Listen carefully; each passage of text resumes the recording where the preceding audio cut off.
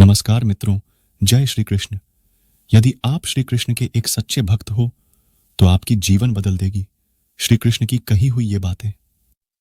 श्री कृष्ण के मुख से निकली ये कृष्णवाणी आपके जीवन पर एक बहुत ही असर डालेगी।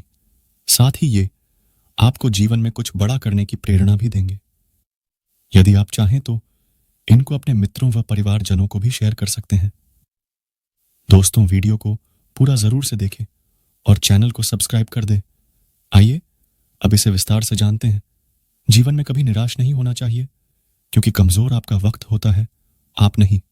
वह सब कुछ करो जो तुम्हें करना है, लेकिन लालच से नहीं, अहंकार से नहीं, वासना से नहीं, ईर्ष्या से नहीं, बल्कि प्रेम, करुणा, नम्रता और भक्ति के साथ। जिस इंसान के चारों तरफ नकारात्मक लोग रहते हैं, उस इंसान का मंजिल से भटक जाना तय है। बुरे कर्म करने नहीं पड़ते हो जाते हैं और अच्छे कर्म होते नहीं करने पड़ते हैं। राधा ने श्री कृष्ण से पूछा, प्यार का असली मतलब क्या होता है? श्री कृष्णा ने हंसकर कहा, जहां मतलब होता है वहां प्यार ही कहां होता है। जीवन में कभी मौका मिले तो किसी के लिए सारथी बनना स्वार्थी नहीं। असली खुशी की कुंजी यही है कि अपने मन से इच्छाओं के बोझ को हल्का कर दो। अपना दिल अपने काम पर लगाओ, इसके इनाम या परिणाम पर नहीं।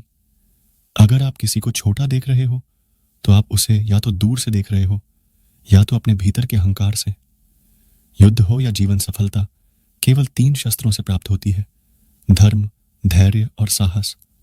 वह सब कुछ करो जो तुम्हें करना है, लेकिन लालच, अहंकार, वासना या ईर्ष्या से नहीं, बल्कि प्रेम, करुणा, नम्रता और भक्ति से। जो कुछ हुआ अच्छे के लिए हुआ, जो हो रहा है अच्छे के लिए हो रहा है, जो होगा वह भी अच्छे के लिए ही होगा। जिस इंसान के चारों तरफ नकारात्मक लोग रहते हैं, उस इंसान का मंजिल से भटक जाना तय है। अपने अनिवार्य कर्तव्य का पालन करें, क्योंकि क्रिया वास्तव में निष्क्रियता से बेहतर है। कल की फिक्र मत करो, जिस ईश्वर ने आज तक संभाला है वह आगे भी संभाल लेगा। श्री कृष्ण जी कहते हैं, कठिन समय में समझदार व्यक्ति रास्ते खोजते हैं और कायर व्यक्ति बहाने। हे कृष्णा, तेरे सिवा कहां मिलता है कोई समझने वाला? जो भी मिलता है बस समझाकर ही चला जाता है। श्री कृष्ण कहते हैं, अगर तुम्हें किसी ने दुख दिया है तो बुरा मत मानना, क्योंकि लोग उसी पेड़ पर पत्थर मारते हैं जिस पेड़ पर ज्यादा मीठे फल होते हैं। अहंकार तब उत्पन्न होता है जब हम भूल जाते हैं कि प्रशंसा हमारी नहीं, हमारे गुणों की जा रही है। जो मन को नियंत्रित नहीं करते, मन उन्हें नियंत्रित कर लेता है और उनके लिए वह शत्रु के समान कार्य करता है। ऐसे में भगवान कृष्ण का जीवन चरित्र सहज ही याद आता है। मथुरा की एक कैद में माता देवकी के गर्भ से जन्मे कृष्ण ने अपने आचरण से मानव जाति के सामने कई ऐसे उदाहरण रखे जो जीने की राह दिखाते हैं।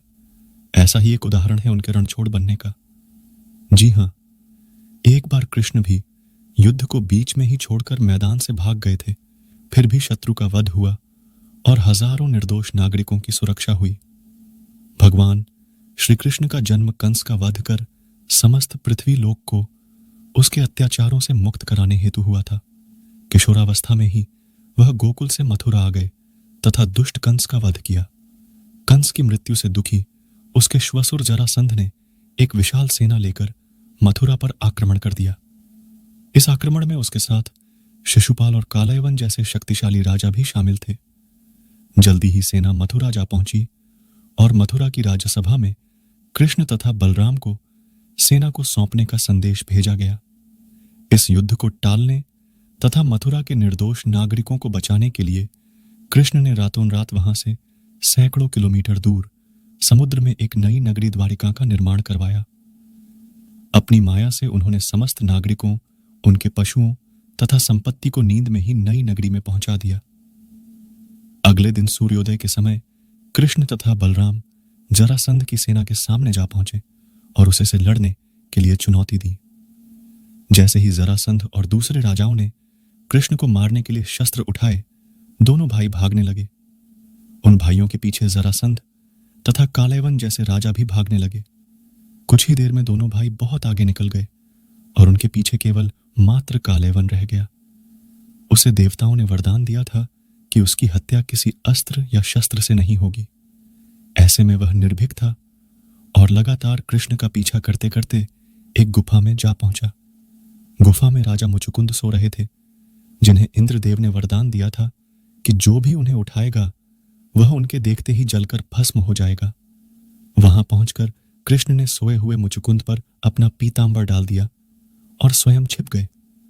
कालयवन भी वहां जा पहुंचा और सोए हुए राजा मुचुकुंद पर पीतांबर देख उन्हें ही कृष्ण समझ बैठा।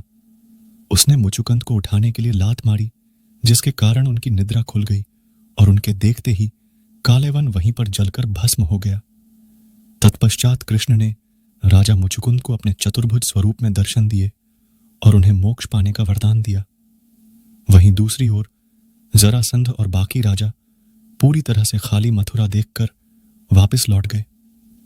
युद्ध से भागकर कृष्ण ने रखा देवताओं के वरदान का मान कृष्ण चाहते तो स्वयं भी कालयवन और अन्य अधर्मी राजाओं का वध कर सकते थे, परंतु देवताओं के दिए वरदान का मान रखने के लिए ही उन्होंने कालयवन को राजा मुचुकुंद के हाथों मरवाया। इसी तरह बाद में जरासंध का वध पांडुपुत्र भीम के हाथों करवाकर भूधरा का भार कम किया। इस तरह कृष्ण ने दिया। दुनिया को उदाहरण इस कहानी के बाद कृष्ण के नाम के साथ हमेशा के लिए रणछोड़ जोड़ दिया। कृष्ण की इस कहानी से सीख मिलती है कि अनावश्यक ताकत का प्रदर्शन नहीं कर बुद्धिबल से काम लेना चाहिए। इस तरह हम अपनी शक्ति को खर्च होने से रोक सकते हैं और बड़े से बड़े संकट का भी सामना कर सकते हैं। मित्रों, कैसा लगा आपको? हमारा यह वीडियो अच्छा लगा हो हमें जरूर बताएं और अपने दोस्तों के साथ भी शेयर करें। हम आपको बहुमूल्य जानकारियां उपलब्ध कराने के लिए समर्पित हैं। हम अपने इस कार्य में उनके समर्थन और सुझाव की अपेक्षा करते हैं ताकि हमारा यह प्रयास और बेहतर हो सके। मित्रों, आज बस इतना ही। मिलते हैं फिर एक नए वीडियो के साथ। तब तक के लिए धन्यवाद। जय श्री कृष्ण।